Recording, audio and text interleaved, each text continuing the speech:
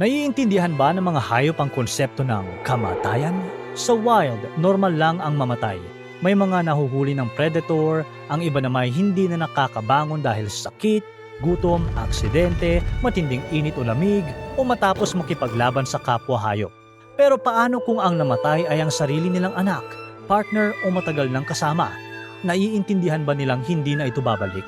Nagluluksa rin ba ang mga hayop? At paano sila nagmo-move on? Napapansin mo ba na may mga pusang nananatili sa tabi ng kasama nilang namatay? Minsan, mapapaisip ka kung nagluluksa ba sila o kung naiintindihan nila ang nangyari. Pero ayon sa mga scientist, ang ganitong kilos ay hindi sapat para isipin nating naiintindihan ng isang hayop ang konsepto ng kamatayan. Halimbawa, ang mga langgam ay inilalabas ang patay nilang kasama mula sa pugad. Pero ayon sa mga eksperimento, hindi nila ito ginagawa dahil alam nilang may namatay, kundi naaamoy nila ang kemikal na inilalabas ng katawan kapag nagsisimula na itong mabulok. Kaya para sa mga scientist, mahalagang malaman kung ang kilos ng isang hayop ay simpleng instinct lang o senyales na naiintindihan talaga nito ang nangyayari.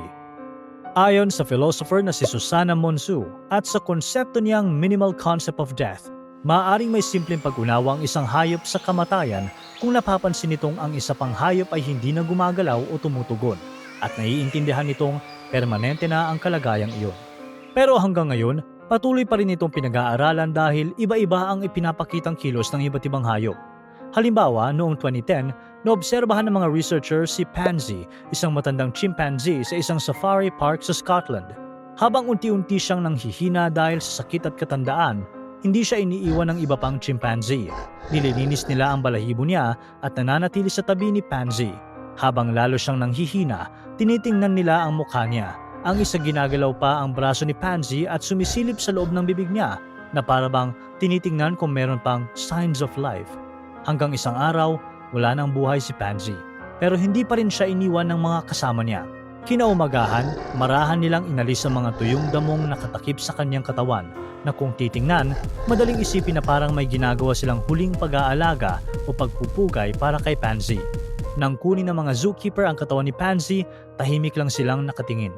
Sa mga sumunod na araw, napansin ng mga researcher na mas kaunti ang kinakain ng mga chimpanzee at hindi na sila natutulog sa lugar kung saan namatay si Pansy.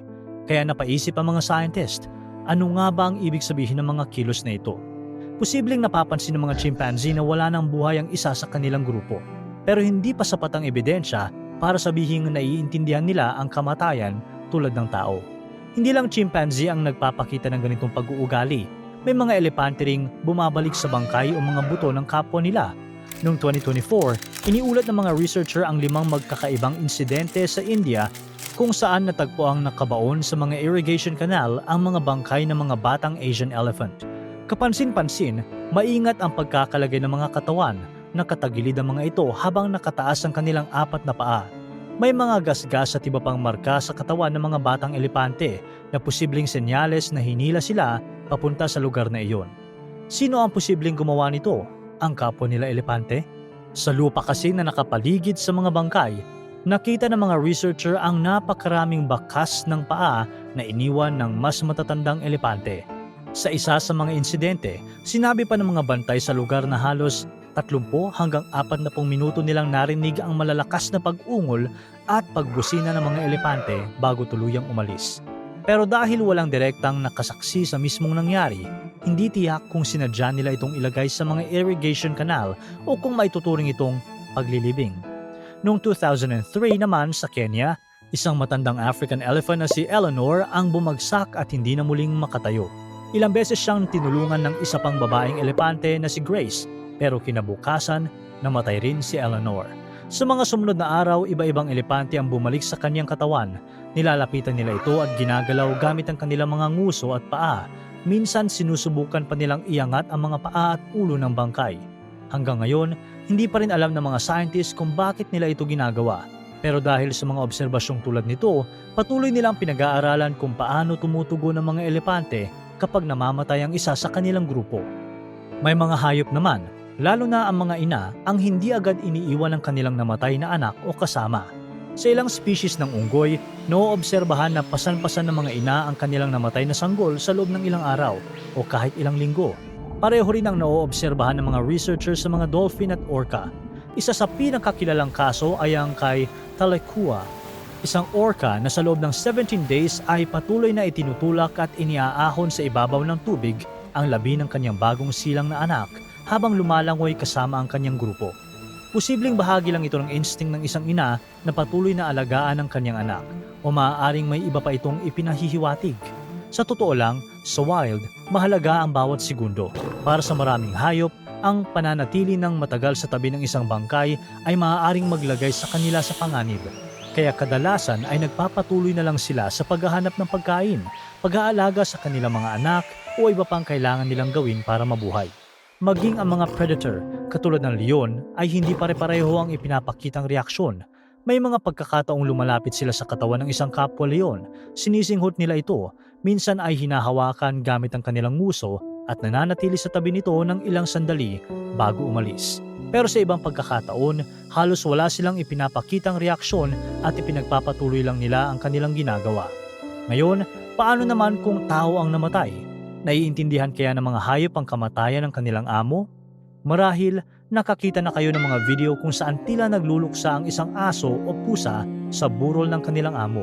May ilan pang tahimik lang na nakaupo sa tabi ng kabaong, habang ang iba naman ay tila umaalulong o ayaw umalis sa tabi nito. Nakakaantig silang panuorin. Pero ang tanong, alam ba nilang patay na ito? Wala pang ebidensya para mapatunayan ang kanilang awareness sa kamatayan ng kanilang amo. Pero isang bagay ang malinaw, kayang-kaya nilang mapansin na wala na ang taong pinakamalapit sa kanila. Ayon sa mga eksperto, ang mga aso at pusa ay bumubuo ng napakalalim na social bond sa kanilang mga tagapag-alaga. Kaya kapag bigla na lang nawala ang taong iyon, nagbabago rin ang kanilang mundo. Maaaring mawalan sila ng ganang kumain, mas nagiging tahimik kaysa dati, mas dumalas ang pag-ihak, pagtahol o pagngiyaw. May ilan ding paikot-ikot na naghahanap sa buong bahay o kaya naman palaging humihiga sa kama, upuan o damit ng kanilang amo. Ang mga pagbabagong ito ay tinuturing ng mga veterinarian at animal behavior experts bilang mga posibleng senyales ng pagdadalamhati o matinding stress dahil sa pagkawala ng isang mahalagang kasama. Gayunpaman, hindi pa rin sigurado kung nagluluksa sila dahil alam nilang patay na ang tao. Pero isang bagay ang halos walang duda. Kapag nawala ang taong pinakamalapit sa kanila, nagbabago rin ang nakasanayan nilang buhay. Noong panahon ni Charles Darwin, naniniwala siya na ang mga hayop ay maaari ring makaranas ng iba't ibang emosyon, kabilang ang pagluluksa. Pero sa loob ng maraming taon, naging maingat ang mga scientist sa ideyang ito. Ayaw nilang basta ihalin tulad ang emosyon ng tao sa emosyon ng ibang hayop dahil hindi naman direktang nalalaman ng tao kung ano ang nararanasan o naiintindihan ng mga hayop. Dahil dito, matagal nang pinaniniwalaan na tao lang ang tunay na nakauunawa sa kamatayan. Ang mga hayop, ayon sa pananaw noon, ay tumutugon lang sa pagkawala ng isang kasama o pagbabago ng kanilang kapaligiran, hindi sa mismong konsepto ng kamatayan. Pero habang dumarami ang mga pag-aaral, unti-unting nagbabago ang pananaw na ito. Sa ngayon, maraming researcher ang naniniwalang ang ilang hayop tulad ng mga great ape, elepante, dolphin at orca ay maaaring may limitadong pag-unawa sa kamatayan. Maaaring naintindihan nila na ang isang kasamahan ay hindi na muling mabubuhay, pero wala pang matibay na ebidensya na alam nilang balang araw ay mamamatay rin sila. Kaya nagluluksa nga ba ang mga hayop? Ang pinakasagot dyan, hindi pa natin alam sa ngayon. Sa tao, malinaw ang pag-unawa sa kamatayan, isang bagay na permanente at hindi na mababago, at balang araw, ito rin ang hantungan ng lahat. Kaya ang pagkawala ng mahal sa buhay ay pwedeng magdulot ng matagal na kalungkutan. Sa ilang hayop, may mga ikinikilos sila na pwedeng kapareho ng pagluluksa, pero kadalasan, bumabalik din sila sa kanilang normal na gawain at nagpapatuloy sa buhay. Pero hindi ibig sabihin na wala na silang pakialam o mababaw ang kanilang kalungkutan. Posible lang na iba ang paraan ng mga hayop sa pagproseso at pag-unawa sa konsepto ng kamatayan. Para tuloy-tuloy ang saya at kwentuhan, huwag kalimutan mag-subscribe sa Bubbly YouTube channel at pindutin ang notification bell.